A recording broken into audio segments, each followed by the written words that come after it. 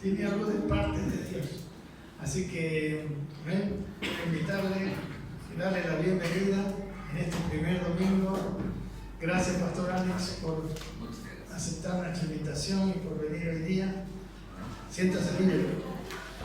Muchas gracias, muy buenos días tengan todos ustedes. Amén. La verdad, estoy muy comprometido y amén.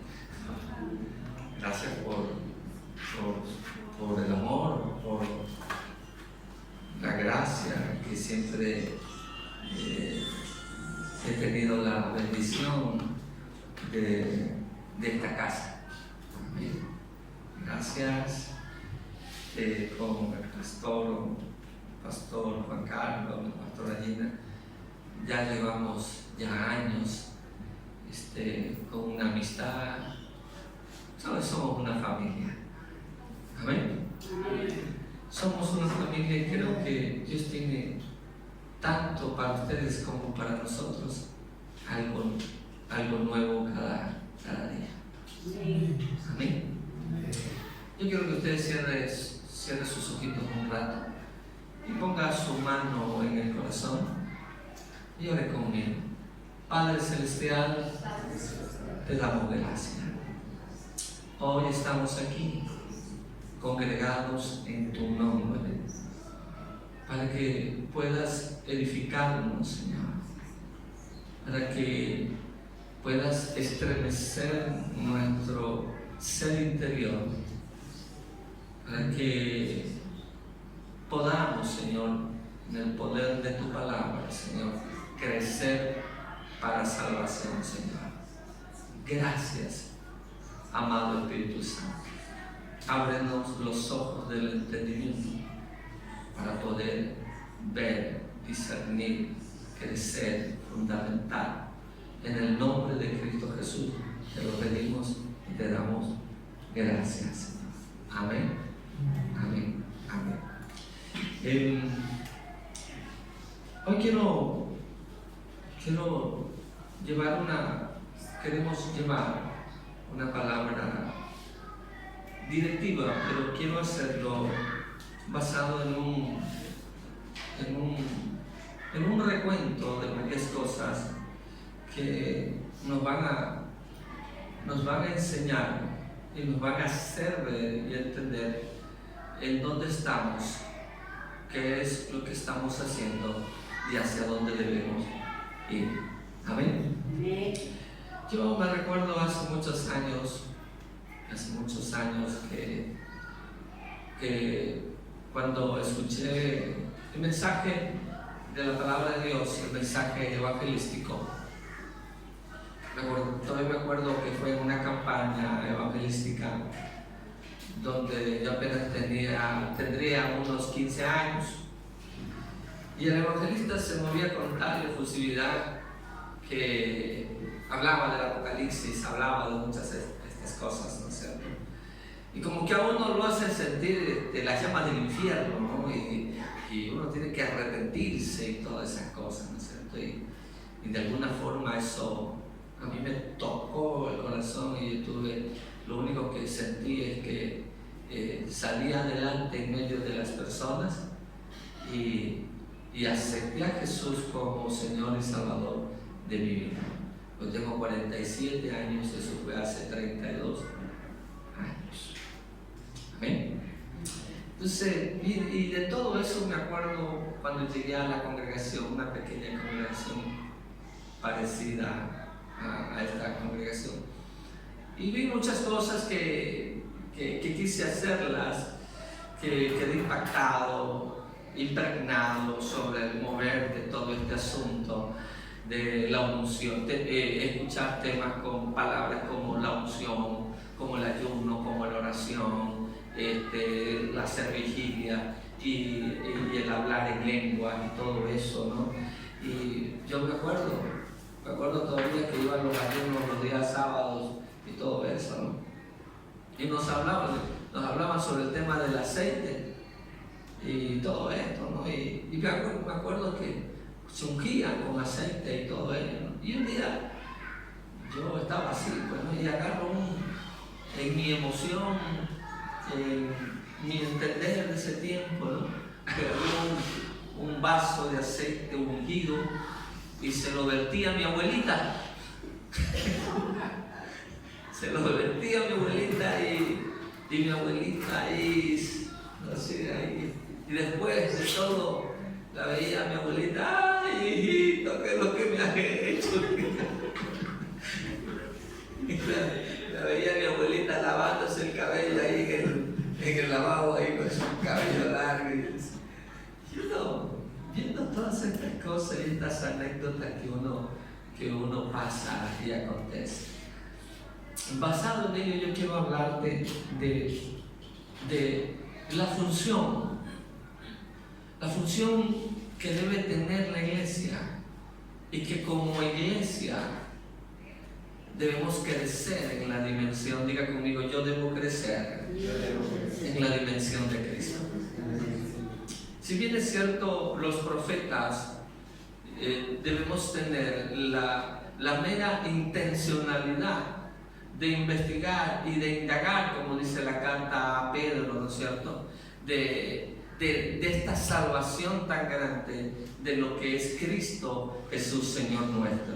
Y para ello creo que estamos en esta mañana para ver lo que el Señor tiene para con nosotros. Amén. Amén. Así que dígale al que está a su lado, debes crecer en Cristo Jesús.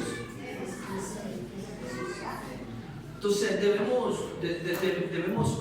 debemos ver como optimismo que para esta congregación y para cada uno de nosotros vienen mejores tiempos. Amén. Amén. No solo para la congregación, sino para todo lo que es el cuerpo de nuestro Señor Jesucristo, para toda la iglesia. Amén. Amén. Amén. Entonces, cuando hablamos de la iglesia, que la realización de la iglesia como propósito, como el entender que el Padre tiene un propósito específico en la realización de nuestras vidas, en la realización de nuestro entorno, en la realización de nuestro corazón, en todo lo que se llama, y no solamente eso, sino que en la realización Él va a dar las herramientas posibles, las herramientas y los recursos necesarios para que esto que nosotros llamamos propósito se pueda dar en este tiempo. Amén. Amén. Y no solamente eso, sino para que se pueda desarrollar. El propósito del Eterno viene con las herramientas. El propósito del Eterno viene con los recursos. El propósito del Eterno viene con todas estas cosas para que se pueda desarrollar esta hermosa función. Amén. Amén. Entonces, hemos visto el año pasado y todos estos años que hemos convivido juntos, que hemos hecho reuniones, que hemos comido, que hemos pasado esto. Entonces, lo que se llama reforma tiene que ver con un cambio de estructura y tiene que ver con tantos cambios y tantos detalles que si nosotros no nos apersonamos a cambiarlo y hacerlo en nuestra vida y hacerlo en el diario vivir, entonces vamos a sufrir un estancamiento, nos vamos a frustrar y no vamos a poder, diga conmigo, no voy a poder avanzar. Y sucede que nos vamos a estancar en lo religioso y no podrás alcanzar los propósitos de la vida de las demás personas. Y cuando digo alcanzar los propósitos, digo que cada uno tiene la responsabilidad de que el propósito del Eterno sea no solamente para los que estamos aquí, sino para la sociedad. Si no podemos nosotros tomar en esto en cuenta, ¿cómo podremos alcanzar a la sociedad y cómo podremos alcanzar una nación? Amén. El Señor nos ha mandado a discipular las naciones, pero si no podemos hacerlo en nosotros mismos, ¿cómo podremos alcanzar a la sociedad? ¿Y cómo podremos alcanzar a aquellos que están afuera? ¿Ven? Yo pienso que ya hemos vivido nosotros, y ya sabemos los que están aquí, acerca de la liturgia, acerca del entretenimiento, acerca de lo que es la edificación de cada uno de nosotros, lo que conlleva estas cosas. Nuestro enfoque, diga conmigo, debo estar enfocado. Levántame tu mano, diga, debo estar enfocado en la edificación del cuerpo. Pero parece que esto lo tomamos muy a la ligera. Conversando hasta el día de hoy, tú puedes conversar con varias personas y te puedes dar cuenta que hasta el día de hoy muchas personas tienen un concepto equivocado sobre lo que es en la definición de la iglesia. Para algunos, alguien me decía ayer, es que la iglesia es una entidad religiosa, y déjeme decirle, la iglesia no es una entidad religiosa. Usted debe sacarse de su vida ese concepto, esa definición, que la iglesia no es una entidad religiosa. Diga conmigo, no lo es. No es un ente corporativo religioso. Tú puedes darte cuenta que en la mente de nuestro Señor Jesucristo nunca estuvo en su mente la idea de que la iglesia sea una entidad religiosa. Jamás lo fue y jamás lo será. No lo es. Amén.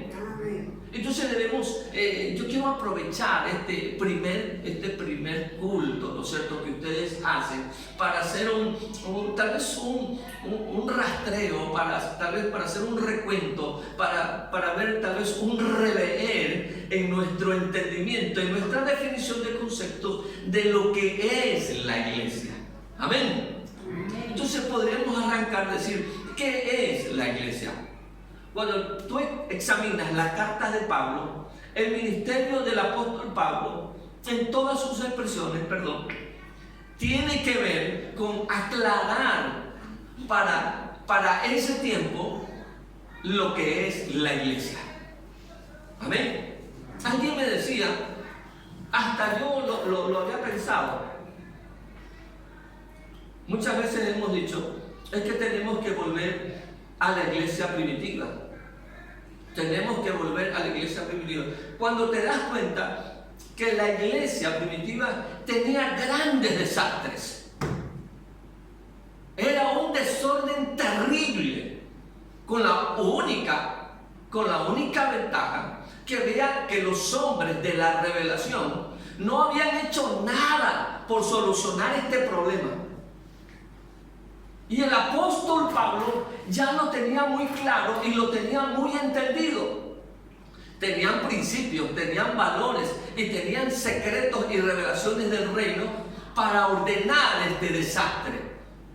Pero hoy en día parece que tenemos el mismo problema, y aún en tiempo de la posmodernidad todavía la gente no ha entendido lo relevante que es el tener ya definido lo que es la iglesia en la mente de Cristo.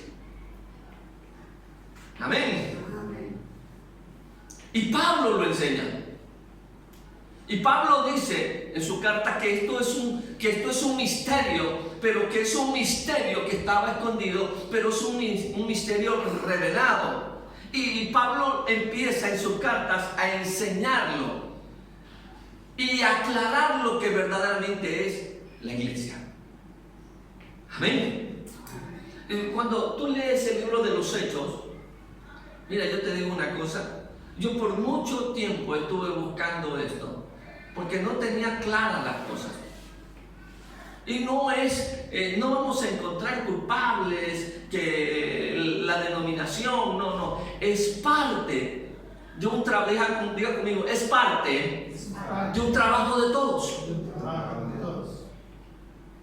Cuando tú ves el libro de los Hechos, en el libro de los Hechos tú encuentras dos clases, o dos tipos, o dos modelos de iglesia. El primer modelo, tú lo ves al apóstol Pablo y en este primer modelo, Pablo no crece en este modelo de iglesia. Es un modelo que mayormente es aceptado por los líderes de aquellos momentos y de aquellos tiempos. Y es el modelo, diga conmigo, el modelo Jerusalén. Es el modelo Jerusalén. Y el segundo modelo que tú ves en los libros de los Hechos y en las cartas de Pablo, es el modelo en el que Pablo, diga conmigo, Pablo edifica. Es el modelo en que él construye la iglesia. Pero él edifica en el entendimiento y en la revelación que le fue otorgado. Y que eso duró varios años. Y usted lo puede ver cuando lee sus cartas. Pero dentro de estos dos modelos, como tú quieres llamarle, o dos formas, o dos maneras, hoy tú ves que hay prácticas, tú ves que hay funciones que se realizaban de diferentes formas y de diferentes maneras. Lo que llamamos el modelo de Jerusalén es que este modelo actualmente prevalece hoy en este tiempo. Desde los días de la iglesia primitiva hasta el día de hoy, ese modelo prevalece con mayor fuerza. Amén. Y otro es a lo que hoy llamamos, a lo que se podría llamar iglesias apostólicas. Pero no iglesias apostólicas en lo que nosotros hemos visto en este tiempo, de agarrar, poner un rótulo, esta es una iglesia apostólica, o de hacer cosas que nos identificarían con lo apostólico. No, hay cosas que están totalmente erradas en cuanto a lo apostólico, porque lo apostólico tenía que ver con que las 5 oficinas ministeriales tenían que ver con la edificación del cuerpo de Jesús Cristo. Amén. Tenía que ver con la edificación de la iglesia. Pero esta edificación, en la cual Pablo es el que participa, Pablo las funda, Pablo las establece, pero establece estas congregaciones, las establece en la revelación y en el entendimiento, en donde Cristo, diga conmigo, diga, Cristo es el centro de la iglesia. Amén. Pero con el paso de los días, con el paso de los años, a la iglesia Jerusalén, lo que muchos no ven, que a la iglesia de Jerusalén le cuesta entender lo que Pablo les quiere enseñar. Hay un gran problema cuando tú ves la carta, el libro de los Hechos.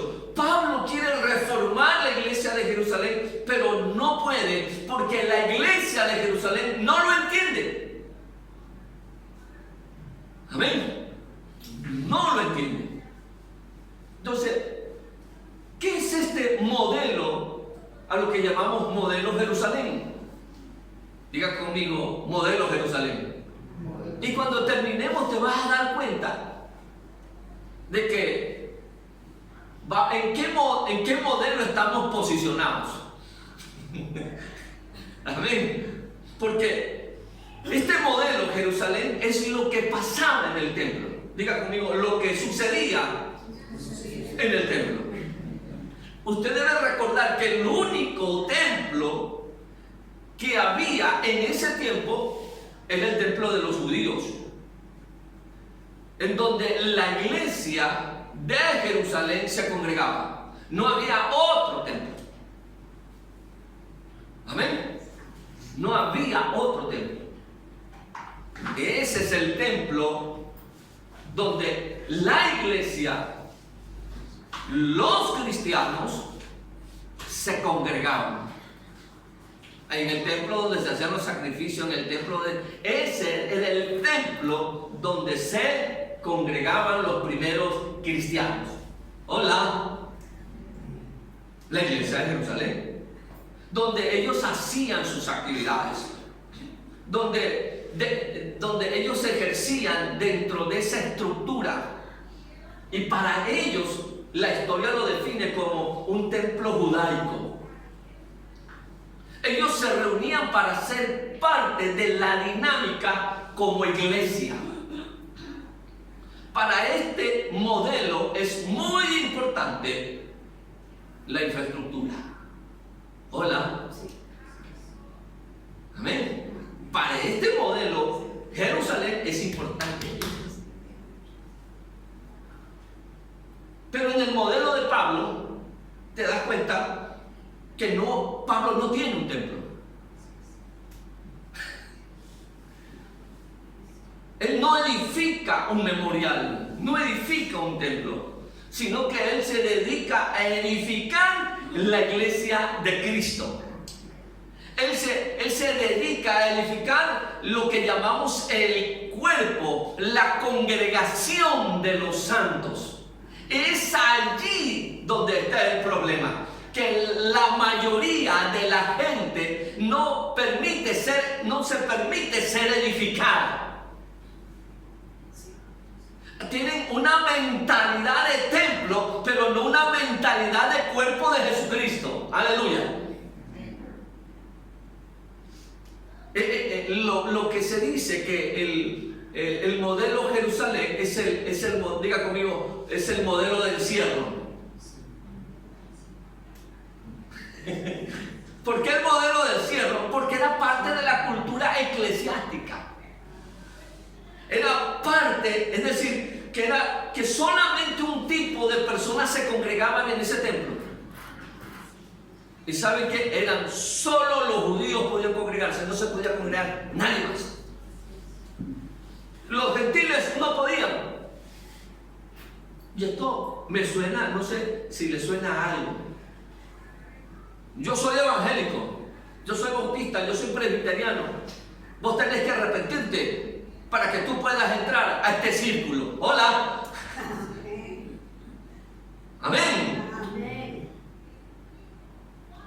Es en este modelo en que la vida de las personas estaba resumido en liturgias, en rituales, en lo que hacían la vida de las personas dentro del templo judaico de Jerusalén. Yo por mucho tiempo leí esa parte en la Escritura donde dice en el libro de Hechos, capítulo 2, 3, 4 en adelante, donde dice que todos los días se reunían en el templo y por las casas. Hola. Amén. Pero estaba hablando del templo judío. Es decir, la iglesia, ese era el sistema de vida, ese era el diario vivir del pueblo cristiano, se podría decir. Todos los días ellos se congregaban en el templo y por las casas. Y muchos de nosotros, hasta yo lo prediqué, hermano. Qué tremendo, qué gente más fiel, más devocional. Pero ¿por qué se congregaban? A causa de un entendimiento de lo que era la vida de la iglesia, porque para ellos esa era la vida de la iglesia, para ellos. Pero la vida de la iglesia estaba en el entendimiento y en el crecimiento de la vida de Cristo. Amén. Pero déjame decirte que esto es lo que nosotros llamamos, diga conmigo, dualidad. Diga conmigo, dualidad. ¿Qué significa dualidad? Que los judíos tenían una visión doble. ¿Y cuál era esta visión doble de dos mundos? Una era el mundo secular, lo terrenal, lo mundano, lo del mundo. Esa era la visión que ellos tenían. Y ya por ahí ya la vas hilvanando lo que te quiero decir. Y el otro, el mundo espiritual, en lo que se le daba mayor valor a lo que tenía que ver con las actividades que realizaban como templo judío, como templo judaico, tanto en el templo como en las casas. Y no has escuchado, es que el término cristiano, es que en el mundo, y es que en el reino, y es que en lo espiritual, ¿por qué? Porque este concepto viene de los judíos, que ellos tienen esta dualidad, y el problema con la iglesia cristiana es que Dios nunca las hizo como una dualidad, sino que este concepto viene parte errado, equivocado de lo que es la iglesia. Hola. Hola. Lo divino lo separaron de lo mundano. ¿Cómo es eso? Crearon dos mundos. Y préstame mucha atención, no te distraigas a esto. Cuando ellos separan, estoy hablando de qué iglesia, diga conmigo, de la iglesia de Jerusalén. Estoy hablando de la iglesia de Jerusalén. Cuando ellos tienen esta dualidad, disculpe que sea reiterativo, ellos separan lo divino de lo mundano. Cuando ellos crean estos dos mundos, es ese concepto que los lleva a ellos a que como aquello era del mundo y esto era lo que tenía que hacer, lo que tenía valor, entonces ellos dijeron, hay que vender todo lo que tenemos para dedicar nuestra vida a esto, de lo que es la vida de ritos y actividades de la iglesia. Hola. Amén. Entonces, ¿qué es lo que hacen ellos? Ellos empiezan a vender sus casas. Ellos empiezan a vender sus propiedades, ellos empiezan a vender sus negocios, ellos empiezan a vender sus tierras productivas, lo venden todo, absolutamente todo, para dedicarse, entre comillas, a servir a ¿quién? A Dios. Hola. Amén. Yo me enteré, yo fui parte, cuando digo fui parte, porque escuché desde muchacho, desde muy joven, las cosas más terribles que parecían que eran divinas, pero eran desastrosas. No, que tú tienes que dejar de estudiar, dejar para dedicarte a servir a Dios, porque Cristo ya viene pronto. Y cuando yo traté de dejar mis estudios, mi madre me dice, tú que dejas y yo que te doy palo. Y ya sabemos de dónde vienen estos conceptos. Amén. Ellos lo vendieron, diga conmigo, lo vendieron todo. Porque ellos creían que con venderlo todo y dedicarse a servir a Dios en el templo judaico, habían ganado todo. Pero tú ves que años más tarde, la iglesia de Jerusalén, que empezó con mucha riqueza material, de tal manera que dice la escritura que no había necesitado entre ellos. Diga conmigo, factor necesidad. Es el mismo problema que había antes, también lo hay hoy. Diga conmigo, factor necesidad. Y todo eso se administró para las necesidades. Y parece que nosotros lo vemos muy bien, satisfacer las necesidades. Pero con el tiempo, esta gente estaba dedicada a congregarse, entre comillas, todos los días en el templo y por las casas, todos los días. Y llegó a convertirse en la iglesia, diga conmigo, en la iglesia más pobre. Aleluya. Hola. Miren lo que dice Romanos capítulo 15. Abra su Biblia, por favor. Romanos 15.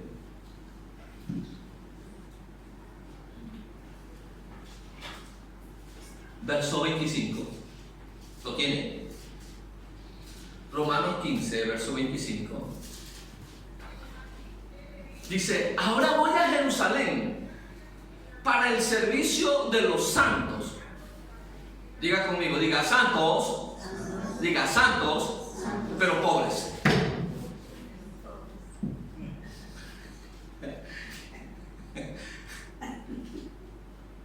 Amén. Amén. Yo vine aquí como profeta, hermano. Amén. Diga conmigo, santos, pero confundidos. Diga santos, pero desesperados. Diga santos, pero sin dirección. Ahora voy a Jerusalén para el servicio de los santos. Ellos fueron al templo, diga conmigo, al templo judaico. Dice, pues Macedonia y Acaya tuvieron bien hacer una ofrenda para los pobres que hay entre los santos que están en Jerusalén. La iglesia estaba pobre. ¿Por qué estaba la iglesia pobre? Diga conmigo, diga, todos se dedicaron a ir a la iglesia, a hacer las obras de la iglesia, diga, y se hicieron pobres. Gálatas capítulo 2, verso 9, por favor. Miren lo que dice Pablo. Yo lo tengo en una versión, pero esa versión es también lo mismo. Dice, y reconociendo la gracia que me había sido dada, Jacobo, Cefas y Juan, que eran considerados como columna, nos dieron a mí y a Bernabé la diestra en señal de compañerismo para que nosotros fuésemos a los gentiles y ellos a la circuncisión. Solamente nos pidieron que nos acordásemos de los pobres. ¿De qué pobres están hablando? Diga conmigo, le voy a parafrasear este verso bíblico. Amén. Te lo voy a parafrasear. Amén. Está bien, muchachos, no nos hagamos problemas. Si tú, Pablo y Bernabé van a los gentiles, prediquen todo. Tienen nuestra amistad, nuestros compañeros tienen nuestra bendición. Pero un problema, estamos pasando una yequera terrible. No se olviden de nosotros. Amén. Parafrasis sale de una casa. Escucha, la iglesia que en un tiempo tuvo muchísimo recurso económico, se dedicaron a gastarlo en la necesidad de la gente y no, escúchame, y no en producir gente que pudiera ser productiva para el reino. Hola, ¿me entendió? Ellos se dedicaron a gastar todo el dinero en la necesidad de la gente, pero no invirtieron este dinero ¿en qué? Diga conmigo, en producir gente para que la gente sea productiva en el reino. Y con esto te quiero decir que ese modelo lo que tenía era valor en la vida, era que la gente estaba encerrada en esa cultura, en una cultura de rituales, liturgias, ceremoniales. Escúchame bien, la vida de la iglesia no es lo que hacemos dentro de las cuatro paredes. La vida de la iglesia es lo que hacemos las 24 horas diarias de nuestra existencia, de nuestra vida. Gracias por su emoción. Amén. Pero ¿qué pasa? Que estamos en ese molde que la vida de la iglesia es dentro de las cuatro paredes. Estás totalmente equivocado.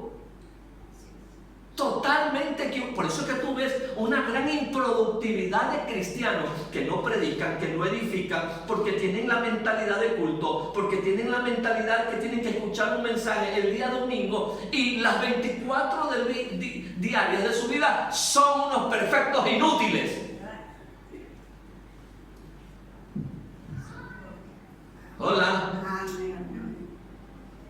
Por eso no predican. Amén. Y yo te voy a decir, diga conmigo, diga, la vida de la iglesia no es lo que hacemos dentro de las cuatro paredes. Tu vida de iglesia son las 24 horas de tu vida. ¿Cómo eres como iglesia, como esposo? Aleluya. ¿Cómo eres como iglesia, como esposa? ¿Cómo eres como iglesia, como hijo? ¿Cómo eres como iglesia, como amigo? ¿Cómo eres iglesia, como discipulador? ¿Cómo eres como iglesia, como empresario? ¿Cómo eres como iglesia en la universidad? ¿Cómo eres como iglesia en el trabajo? ¿Cómo eres como iglesia cuando estás en tu venta de arepas, en tu venta de empanadas? Cuando ese trabajo que es digno, tú te comportas como iglesia, además de producir, de ser una entidad productiva, eres una entidad que produce reino. Amén. Diga conmigo, yo tengo que sacudirme este año, diga.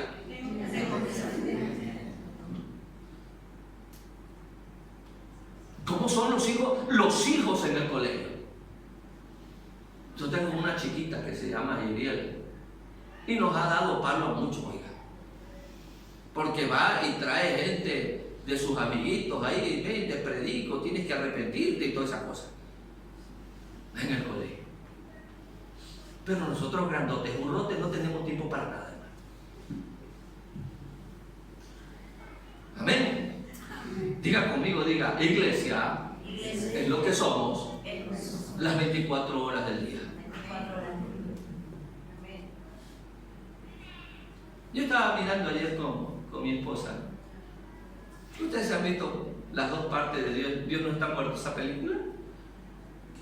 Ahí Dios no está muerto, primera parte, y Dios no está muerto, segunda parte. Cuando todo el desarrollo de la vida de un joven es en la universidad. Hola. Donde ve el enfrentamiento entre el catedrático y el alumno. Diga conmigo, eso es hacer iglesia. Eso es hacer iglesia. Y el hombre empieza a estudiar para exponer y a la larga convencer o desconvencer a todo un auditorio de alumnos candidatos a ser ateos. Hola. Amén. Amén.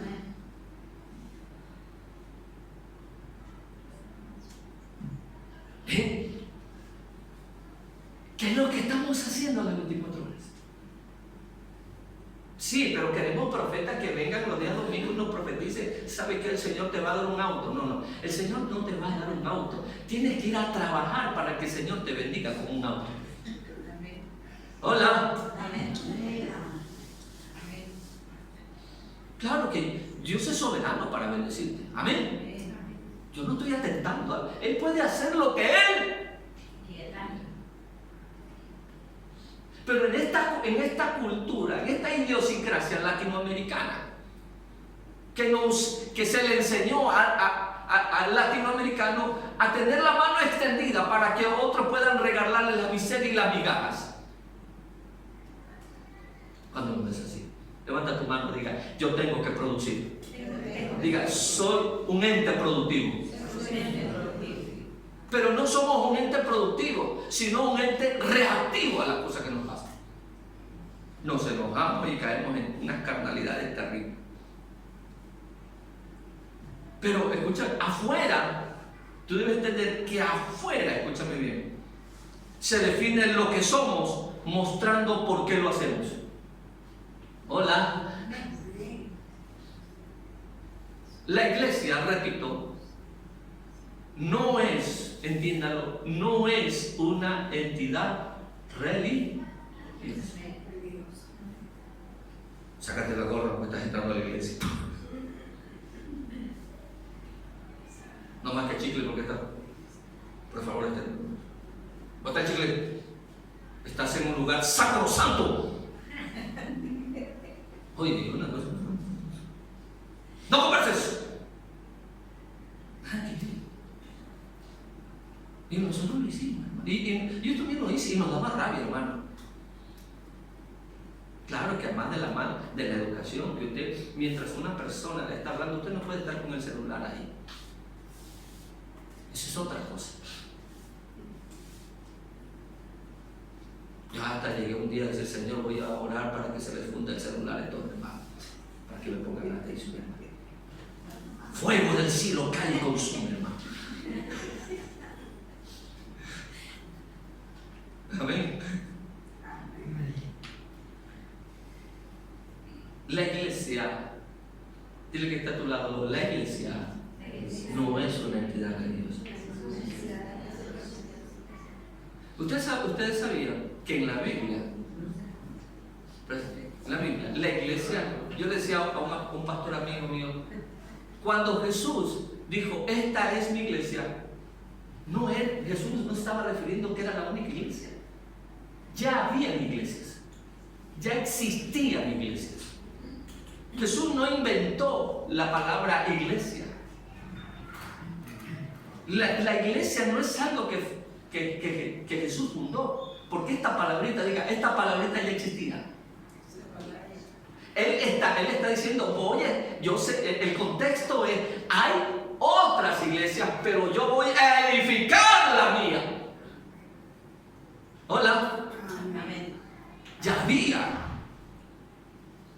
Cuando Jesús se refería a algo que ya era, diga conmigo, ya era existente. Ya esto existía en la sociedad. En cada ciudad, escúcheme bien, había una iglesia. Y esta iglesia no eran grupos religiosos. Hola. Amén. Préstame atención. No eran grupos religiosos. Ya existían en cada ciudad iglesia o eclesía. Y estos grupos no eran entidades religiosas, sino que estos grupos tenían la habilidad para que las leyes del gobierno del reino, en este caso Roma, pudieran establecer esas reglas, esas leyes en la sociedad de manera correcta. En otras palabras, ellos eran los supervisores de que las leyes que habían sido establecidas por el emperador o por los magistrados tenían que cumplirse. Diga conmigo, levanta tu mano, diga, yo soy un facilitador de que las leyes y los principios del reino se establezcan en las personas.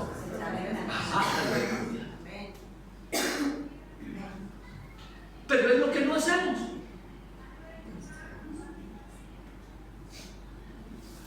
Mira lo que dijo Jesús. Jesús dijo, yo quiero edificar una iglesia. Yo quiero gente que conozca mis leyes, gente que conozca la ley del Espíritu, gente que conozca la vida del Espíritu y que establezca un gobierno, que establezca una forma de vida, que establezca una cultura. Personas, diga conmigo, personas entendidas en la vida de Cristo.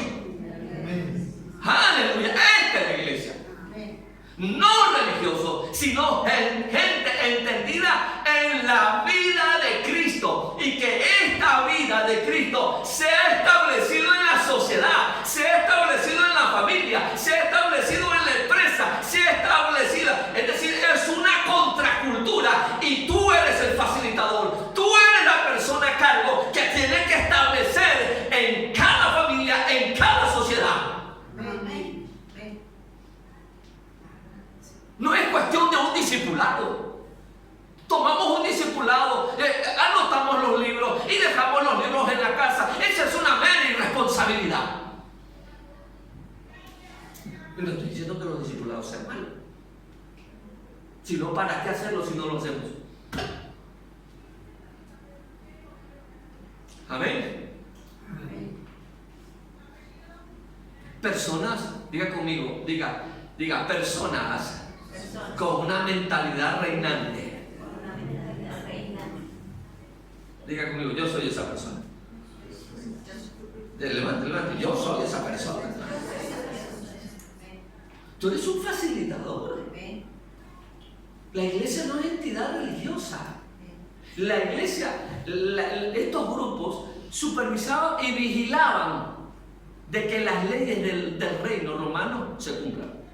¿Y tú por qué no estás cumpliendo la ley del emperador? Tú tienes que hacerlo. ¿Ah? Amén. Oye, eso está malo. La borrachera del diablo. Mira cómo tienes a tu familia. ¿Tú crees que eso le gusta a Dios? Has gastado todo tu dinero en borrachera y tienes a tus hijos mal vestidos, mal alimentados. Establece los principios del reino. Nos quejamos de los gobiernos corruptos, pero no educamos a nuestros hijos para que sean los próximos que tengan que conducir los destinos de nuestro país.